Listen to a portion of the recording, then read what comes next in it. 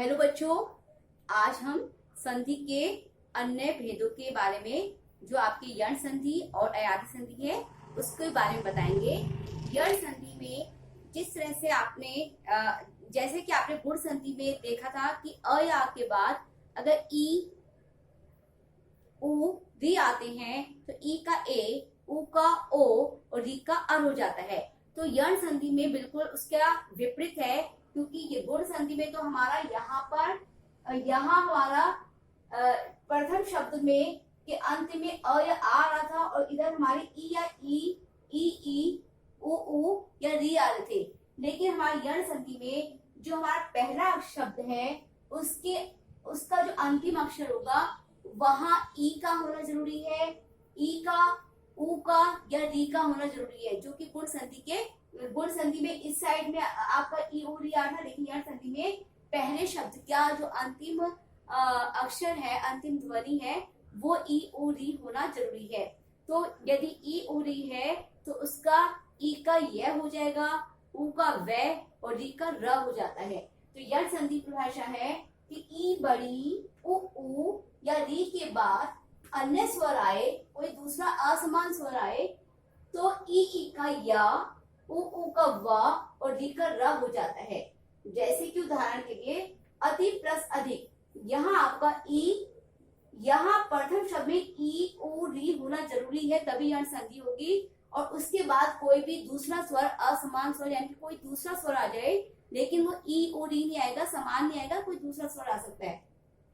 तो अगर ई के बाद दूसरा असमान स्वर आता है तो इस ई की जगह पे हमारा य बन जाएगा। तो ये बन गया आपका अत्यधिक। इसमें से ई में से, अति में से अगर हम ई को निकालते हैं, अति में से इसका अगर विच्छेद करते हैं तो त प्लस ई होता है और उसके बाद हमें संधि करनी है अधिक।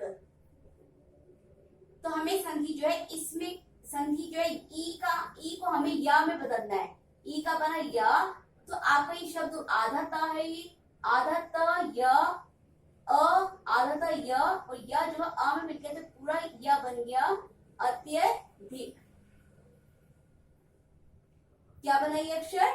पूरा अत्यधिक, क्योंकि हमने ती को अलग किया, ता हलंत और आधा ता और ई, तो आधा ता और इस ई का या बना और या के नीचे भी हलंत है, लेकिन वो आ में मिलकर हमारा पूरा या बन गया अत्यधिक। इसी तरह से सखी प्लस आगमन, इसमें से आधा ख और जो बड़ी ही है उसका या बन गया और या जो है आ में मिलकर या, सख्या गमन। तो ई प्लस आसमान स्वर बराबर या। इसी तरह सु प्लस अच, उ का हमारा व हो जाता है, तो उ की जगह हमने व लिखा और ये आधा स हो गया। जैसे आपका उदाहरण के लिए सु में से हमने इसको अलग किया अगर उ को, तो इस उ का तो व बना, आधा व प्लस अच, तो ये आधा स आधा व, तो क्या बने आधा स आधा व, और ये लेकिन ये व जो है आ में मिल गया पूरा व, फिक्ष स्वच्छ, क्या बना ये शब्द? स्वच्छ। तो इसी तरह से पितृ प्लस आ गया, री में से री का हमने र लगा दिया और ये त और र, आधा त और आधा र, ये मिलकर बन गया त्र और इसमें आ की मात्रा जुड़ की त्रा, पित्राज्ञा। क्या बना ये? पित्राज्ञा। तो यण संधि में आपका जो है गुण संधि के बिल्कुल विपरीत है। वहां पर यहाँ जो है प्रथम शब्द के अंतिम अक्षर में ई उ री का होना जरूरी है, तभी आपकी यण संधि होगी।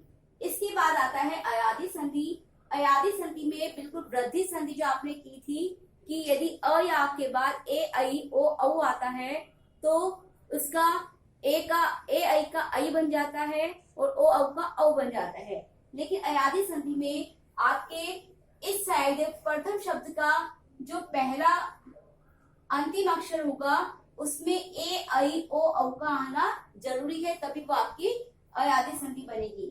अब इसमें देखिए ने प्लस अन, यहाँ ए आ रहा है तो ए का जो अय बन जाता है। ए आई ओ औ के बाद कोई असमान स्वर आए तो ए का अय, आई का आए, ओ का औ और औ का आ हो जाता है।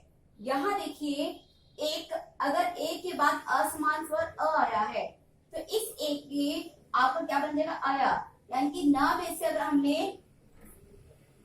ने में से अगर हमने न इसको अलग अलग किया, न प्लस ए, तो इस ए का हमारा अया बन गया। अब हमें जोड़ना है इनको प्लस अन को, इन तीनों को जोड़ना है। तो न आधा न और अ मिलके न पूरा बना, और य और आ मिलके य पूरा बना, और न नयन, क्या बना ये नयन। इसी तरह से गई प्लस आयर, ये आई है यानी कि बड़ी है, तो इस आई का आय बन जाता है। तो इस आय का कैसे बनाएंगे हम लोग, गई प्लस अक, ग को हमने अलग अलग किया, ग प्लस ए प्लस अक, इस आई का हमारा बना आय। अब इन तीनों को मिलाएंगे, ग में आ जोड़ा गा, और य में अ जोड़ा य का गायक। इसी तरह से पो प्लस अन, ओ की जगह अ हो जाएगा, और इस प आधा प और अ मिलके प, और व और अ मिलके व, पवन। 9 प्लस 1, 9 का औ का आ हो जाता है, तो इस न आधे न में आ जुड़ा ना, और व में आधे व में ई जुड़ा वी, लावी। तो आपने देखा कि गुण संधि और वृद्धि संधि का बिल्कुल विपरीत होता है यण संधि और अयादी संधि। अब आप अच्छे से समझ गए होंगे।